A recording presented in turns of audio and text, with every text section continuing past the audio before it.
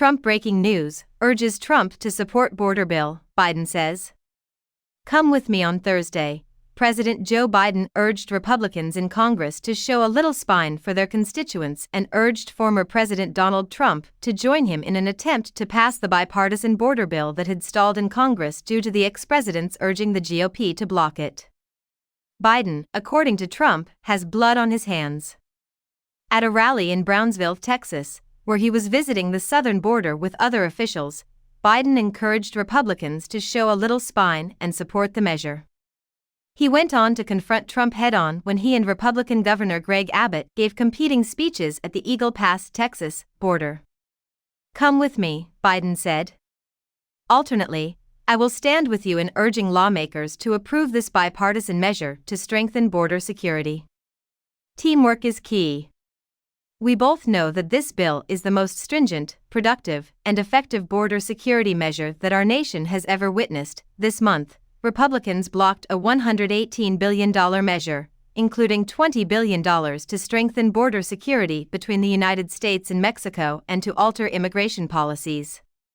The bill, which had been months in the making by a group of politicians from both parties, died in the Senate when Republican support evaporated. Despite the bill's apparent momentum toward passage, Trump's warning that it would be a fantastic gift to the Democrats and a death wish for the Republican Party derail its passage. It didn't take long for Biden and other detractors to accuse the president of trying to manipulate the border crisis in order to increase his campaign win in November. During their addresses on Thursday near the southern border, the current president and his likely Republican opponent brought immigration, an issue that has emerged as a key in this year's election, to the forefront. Our understanding the majority of Democrats and Republicans in Congress had backed the law until someone came along and said, "Don't do that, it would assist the incumbent."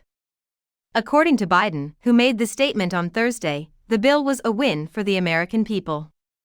In his remarks, Biden urged the speakers and his Republican congressional friends to show a little courage and stop stalling the law. For the love of God, we serve the American people. If I were Mr. Trump, here's what I would say to you, he went on to say. Why don't we all just get down and get it done instead of arguing over who should be in charge of passing this bill in Congress and appealing to their political sensibilities? Positions on Rep.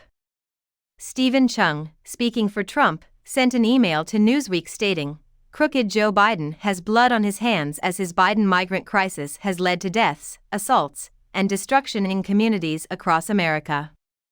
This statement came in response to a Newsweek query regarding Biden's offer to the former president. Republicans have long held that Biden is to blame for the surge in illegal border crossings between the United States and Mexico that occurred under his presidency.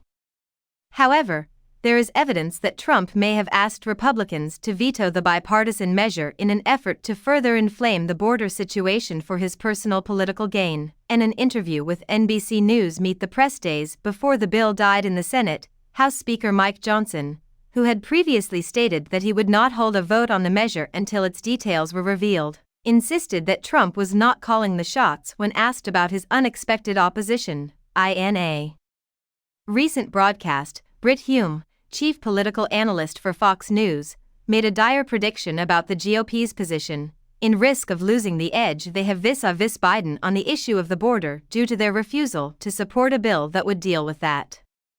Moving forward, the number of people crossing the border illegally between the United States and Mexico appears to have decreased recently.